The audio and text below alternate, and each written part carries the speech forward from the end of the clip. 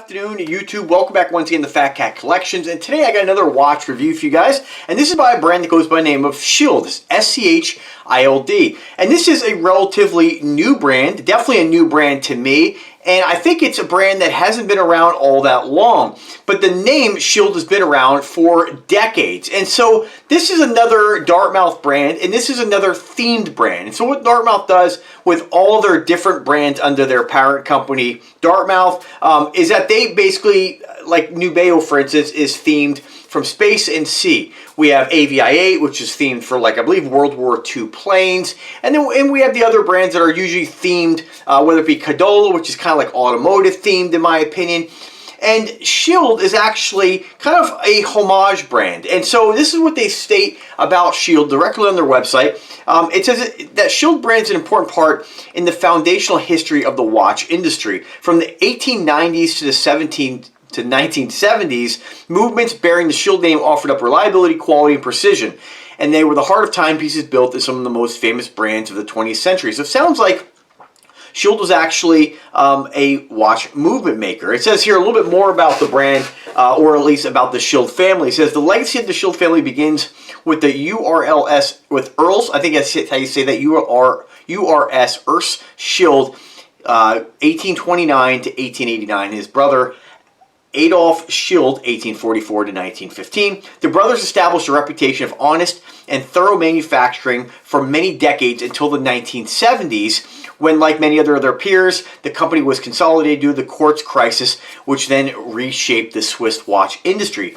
Today, this company, Schild, presents a lineup of watches born from the chapters of the storied and historic name, and they're paying tribute to its contribution in modern-day watch industry. So this is what we would call a true homage brand. When we look at watches like Rolex Submariner homage watches, they're not really paying tribute to anything. They're really just capitalizing off a very popular design. Don't be wrong, not hating. I wear all watches. I have many. I probably have 30 Submariner or Rolex homage watches because they are very popular, and I work with a lot of brands who send me stuff like that. Duxo being a perfect example.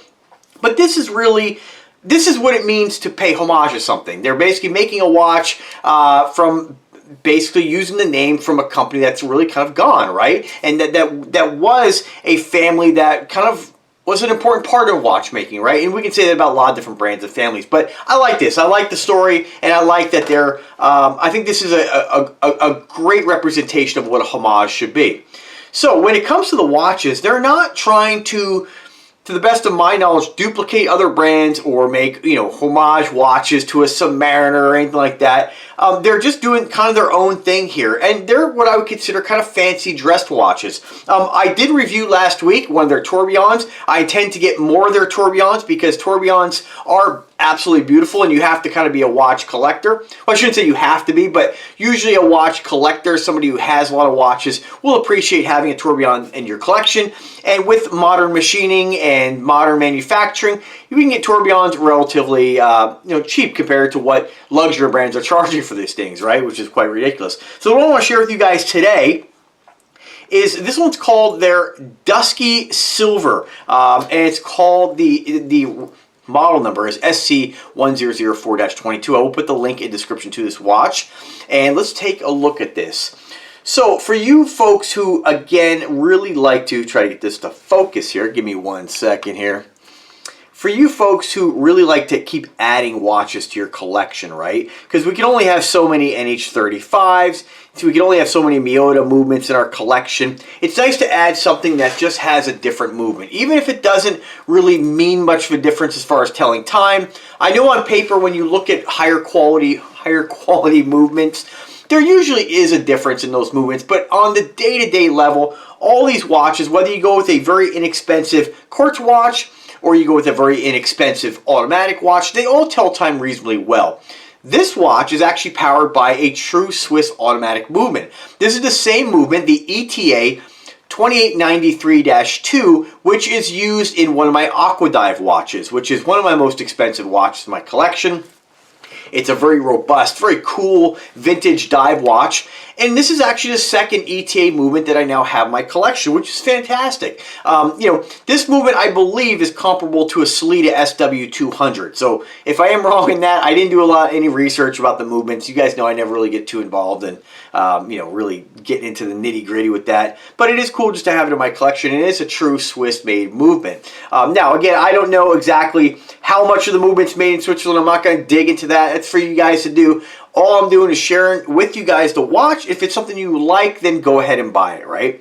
So let's just talk about what this watch is. So again, it's called the Heinrich Swiss Automatic. It's a GMT automatic, and again, it's called the Dusky Silver. Now, what's interesting about this movement, that it is a GMT from what they state on here, but I'm not seeing, for whatever reason, I'm just not seeing, oh, there it is. I'm just a little confused on this particular movement. Maybe I'm misspeaking regarding the Aqua Dive, because I'm pretty sure the Aqua Dive, let me just take a quick look here, because I don't want to give you guys a bum steer. I might have spoke too fast there.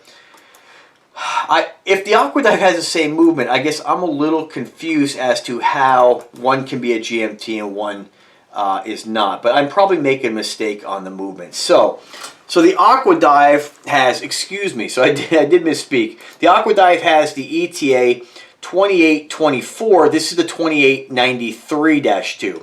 So again, my bad. So, all right. So this watch here again is called the Heinrich. It is a Swiss. It is a GMT version, and it does have that ETA 2893-2 movement. Very cool. We do have an exhibition window in the back. Let's get into like the specifications. I'm not going to beat the check boxes to death on this here. We all know what my check boxes are if you've been watching me for a while.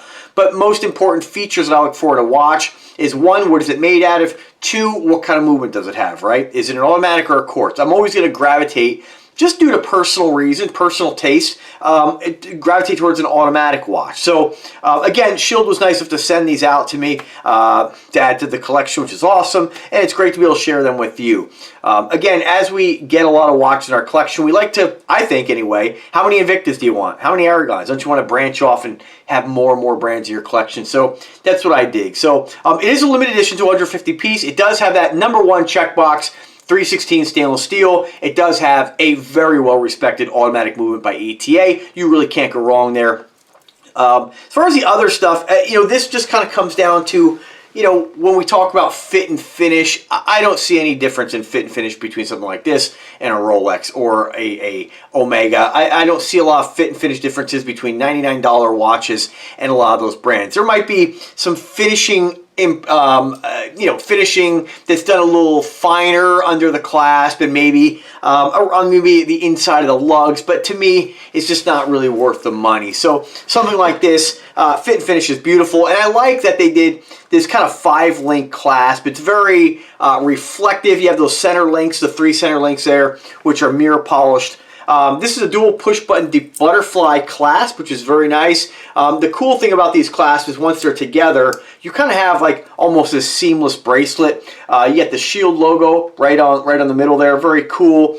And this one here has an inner rotating unidirectional bezel, which I really dig. I like when companies do that, although I like, it's not like it's something I specifically look for, but I think it's kind of cool to be able to turn the bezel and turn the function pusher or function knob, and you can see that bezel spinning around the inside there. It's kind of hard to see. This is like, it's actually, there you go, kind of get an angle there. And so what that is, what it states here, I'm not going to read you the whole sales pitch. You know the movement. It's limited to 150 pieces, 316 stainless steel. For the price on this, I'm pretty sure it has, let me just double check here, yeah, it says an anti-reflective coated sapphire lens. That's pretty much expected on a watch for this price point. As far as the the indexes, it says here, applied index with Japanese super luminous.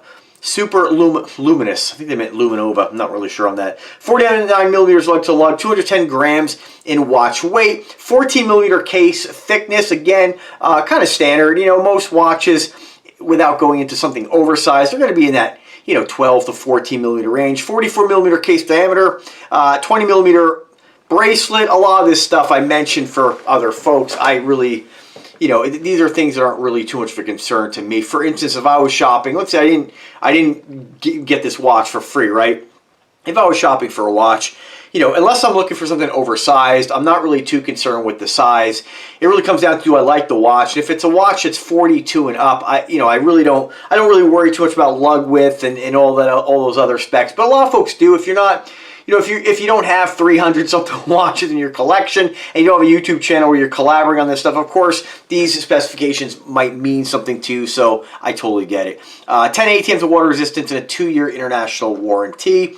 Is available in several different color options here, which maybe I'll throw those up on the screen. Let's see what they got here. What do you see here? They have, so it's really odd. They actually have a couple of variations of this. They have, I'm going to try to get my hands on, they have a Heinrich Cyclone Tourbillon, which is absolutely beautiful. Now let me just have you sit down for a second. I'm going to give you a little sticker shock here. The price of these watches range from $1,000 to $5,000. This one here is $4,750. Now, like I mentioned on many videos when it comes to Dartmouth brands, a lot of times they do what Invicta does. They put this ridiculous MSRP. Let's face it, an ETA movement, although it is a Swiss-made movement, that's great. Technically a Swiss-made watch, right, based on the Swiss-made criteria, this watch is not worth $4,750. However, if it's worth it to you, that's all that matters. To me, there are far too many options for that price. And for what you're getting here, if we compare this to just like your standard, you know, Nubeo watch, which will, you know, get them on sale, use the Phatkat 50 coupon code now. On most Dartmouth brands can get you 50% off, depending on the sales, of course, which is fantastic. We're definitely getting these watches to realistic prices. And, you know, we see it all the time. I'll put up a Nubeo watch. And I mentioned Nubeo because, again, it's part of Dartmouth. But I'll mention Nubeo watch because a lot of times Nubeo will have big spikes in sales. People are going to the website off my videos. They're looking, but they know that these watches go on sale. And I kind of feel like strike when the iron's hot. I'm going to go on a little tangent here. When you guys watch my video, if you're watching this video right now and you say, ooh, I have absolutely fallen in love with that watch. You know, maybe an ETA movement's something you're looking for, right? This is a style you're looking for, right? And you go to the site, that's the opportunity for them, for that site, to close the deal. I've already showed you the watch. I've already told you how much I like it. I told you, you know, the specs about it. I'm showing it off. I'm going to show you what it looks like on the wrist. I've done my part to ensure that you go to the site and read more about this cool brand. However, and this could be with any brand whatsoever, when you go there, if the prices aren't competitive, you may not buy, right? And the be back best doesn't always come back. So I am trying to convince Dartmouth of this. Every lead is an opportunity to gain a new customer. And when you have this many cool brands, there's no mistaking. This watch is awesome, right? There's no mistaking that with an ETA movement, you're going to pay more for the watch. It's a true Swiss-made movement. However, $4,700 is getting you into Rolex territory. And when you start getting involved in Omega, Rolex, and luxury brands, these brands have been around a really long time where they can charge that because of their reputation. Doesn't mean you're going to grab an Omega or Rolex and say, oh, man, this Schild can't compare to that. Why would you ever buy that? Not the case. But it's a different customer, right? So this particular watch, we should be targeting customers who are not going to buy a Rolex, right? These are the customers who are going to spend maybe that $500 to $1,000. And I think realistic, this watch, based on other ETA movement watches out there, based on the specifications, should really be in the price of about $600 to $1,500. Again, it just, you know, now, again, with this brand, with all the Dartmouth brands, these will go on sale. I suspect this watch will probably drop into the 800s. But I want you guys to get it, strike when the iron's hot. So that's my spiel. I hope that we come up with either a coupon code or something. They did do the Phatkat 50 coupon for all the other brands, or 4 other brands under Dartmouth. We are working to kind of, so what I want you guys to do is when you see a video and you say, oh, man, Phatkat, I hear it all the time. Man, it's because of you I got into watch collecting. Awesome, right? But I also want you to be able to add to your collection, enjoy these excellent brands, but not accidentally get ripped off, right? You pay $4,700 for this, you're getting ripped off, right? So I never say this, but don't buy it yet. Wait till it goes on sale, because one thing I don't want, this is where my integrity comes in. One thing I don't want is for you to go buy one of these watches I recommend, and pay the MSRP for it, not knowing, and then in 2 months the watch goes on sale, like some of the new Bayos, right? Some of those watches are like $1,200 MSRP, and the next thing you know, you turn around, they have a flash sale, and it's like $250.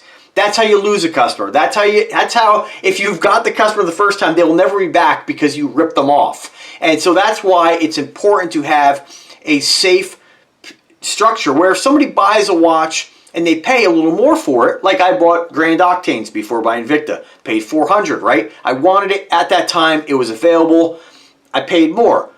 2 years later, I got the same watch, different color combination, about $150. I know that I paid too much, but I didn't get ripped off. I paid too much, but that's because I wanted it right then and there. So again, I want you guys, if you do pay too much for something, to say, all right, well, I wanted to get it right then and there. It wasn't on sale, and that's kind of how just how sales work. But we don't want anything too obscene, okay? Does that make sense?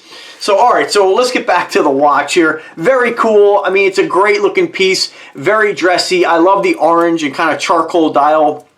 Has a little bit of like reflective properties. I like not having the rotating bezel on the outside just because I have so many watches that have that. It's nice to have a company produce something that really, you know, I'm sure there's a watch out there we can say, oh, that's similar. I mean, there's thousands and thousands of watches being made. Naturally, we're gonna bump into something that reminds us of something else. But it is nice that they kind of stayed away from, you know, those homage Rolex homage watches. So kind of dig it. So nice looking watch, definitely a looker. Definitely has some great specs. We just need to work on that price. So without further ado, I'm gonna throw it in the wrist here.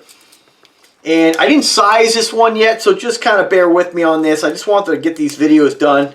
I'm so limited on time that sometimes I'll just put up the video. But check out the bracelet. I mean, I know you guys have seen stuff like this before. Like, I'm not trying to, you know, make this out to be like this is like never been done before. But I do like that multi-link bracelet. I think it just has a great reflective quality to it. It's a nice looking piece.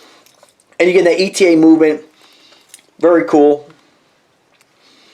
Now, I have a 7-inch wrist. I weigh about 183 pounds as of right now. And I'm 5'8". So this is what it's going to look like in a guy my size, my height, and my weight.